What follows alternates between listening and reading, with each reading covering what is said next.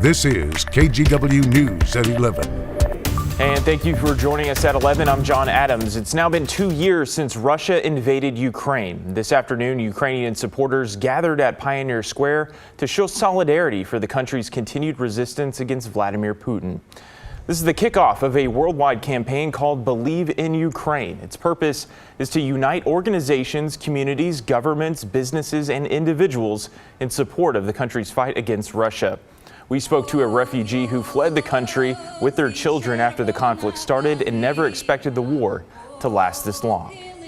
When we came to United States, we bought tickets and we was hoping to return home in 3 months, but it's 2 years now, and almost 2 years. We came, it was like 1 month after war started. And we are waiting, we don't know what happened next and what it will be and when it will be over, nobody knows. Believe in Ukraine rallies also took place in other major United States cities, including Washington, D.C., New York City, Boston, and San Francisco. Well, turning to weather now, you can see in this time lapse of our Lincoln City Skycam how nice of a day it was out there today. But that's all going to change here soon. Ashley Grams is joining us now. Ashley, this time of year, we have a couple sunny days. The rain is right around the corner. When's that rain coming back? Right, it's right around the corner. Fake spring, that's what we're going to call it. But let's enjoy some of those temperatures we had today. Look at some of our highs. We're looking at 57 degrees in Portland, 56 in Vancouver, mid-50s there. You saw that time lapse of Lincoln City. An absolutely wonderful day if you got to make it out to the coast. 54 degrees in Tillamook and Astoria on the other side of the state here on the eastern side, making it into the 60s. An absolutely gorgeous day. We were above average temperatures, and yeah, it's February, but like John said, we're going to see some changes upcoming soon. Here's a look at Pioneer Square right now. A live look, still 51 degrees, but we're going to start to see that temperature drop. We're going to see temperatures more in the 40s tomorrow, and that's going to change even more later on because we're going to see a cold front come in tomorrow night. Here's what we can expect tomorrow in terms of a high temperature, 50 degrees in Portland, just a bit lower than that on the coast. And you'll also notice we're seeing some rain icons here as well as some snow in the Cascades. We could expect over a foot of snow if you are above 1,000 feet of elevation. We're also going to see some heavy wind gusts. That's bringing us a winter storm warning. We'll talk more about that in your 7-day forecast coming up. All right, Ashley, thank you. Well, new tonight, a woman is dead and several other people are hospitalized following a 3-vehicle crash in Salem that took place Friday evening. Police say 2 vehicles crashed at the intersection of 12th Street and Oak Hill Avenue, with one of the cars crashing into a third vehicle. 81-year-old Linda Bush died from her injuries shortly after arriving at the hospital. One of the drivers was cited for failure to obey a traffic control device. Well, another story we're tracking tonight. The Washington County Sheriff's Office is searching for this man. They say he groped a person at a grocery store in Scappoose on December the 13th.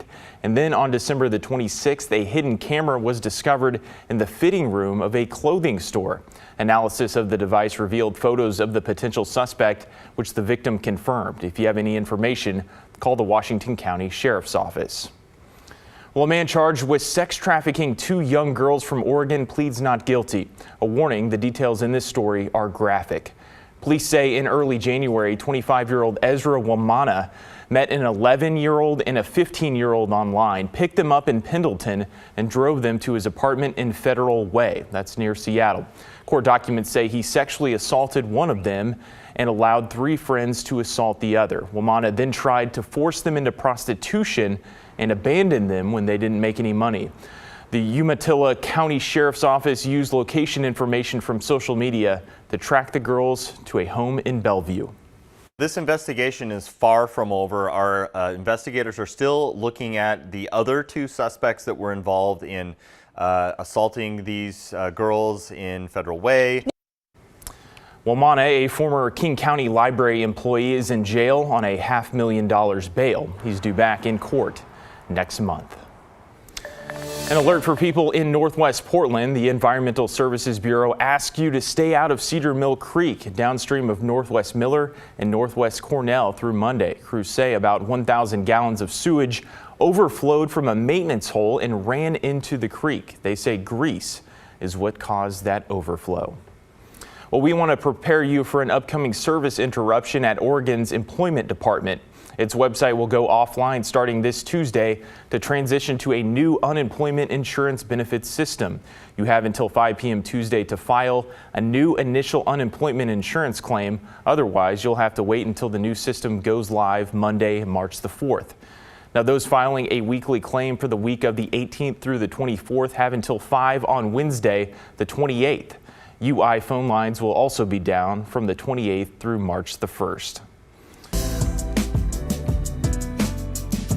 Well, Portland continues to honor civil rights leaders throughout Black History Month. This morning, the St. John's Bridge was closed for marchers celebrating Martin Luther King Jr. This walk across the span was meant to reenact the historic march MLK led from Selma to Montgomery, Alabama in 1965. The St. John's Bridge, with its Gothic arches reaching towards the heavens, stands not just as an architectural marvel, but as a testament to the bridges we must build towards understanding, equality, and justice. Well, the original march is credited for helping inspire the passage of the landmark Voting Rights Act that same year. Leaders from Portland's St. Paul Missionary Baptist Church say events like this connect people that normally don't gather together, which strengthens community bonds and connects everyone to a shared history. Well, the Portland Timbers open the 2024 season tonight at Providence Park with a new head coach and a new style of play. For fans, it's a fresh start after the disappointment of missing the playoffs last season. Art Edwards has all the action from Providence Park. A perfect night for some soccer in Soccer City. The Timbers kick off the season and fans are ready for the action. We're very excited. It's a new year. They're going to start fresh and we're excited to see the outcome. I am so excited. This is the day we all wait for. After missing the playoffs last year, there is hope and optimism that things will be different this year. It was a disappointing season last year, but we know they made some good adjustments in the offseason. So we're confident that it's going to be a good year, and we're excited to see the product they put on the field this year. I hope it'll be different than the last couple of seasons. A festive atmosphere inside Providence Park. The Timbers Army in mid-season form. Fireworks as the team walked on the field. And of course, there was a tifo made by the Timbers Army. It didn't take long for the Timbers to send the fans into a frenzy. 9th minute, Eric Williamson with a goal. 14th minute, Anthony with a goal. Timber Joey busy cutting slices off the log. Portland with 4 goals in the first half. Anthony with a brace. The second half, not quite as smooth, but the Timbers still got the win 4-1. Head coach Phil Neville after his first game as head coach. It felt like a Champions League type feeling, you know, there's a buzz in the air, there's an anticipation. I come out at 6:30 and behind the goal there is at the 107, it was almost full and it just felt like you was playing in a big Champions League game and it felt like home. It took me back to playing in the big games in the EPL and in the Champions League. So it feels like home. We've done so much hard work over the last 5 to 6 weeks, and we've still got so much work to do. Art Edwards, KGW Sports. All right, still to come.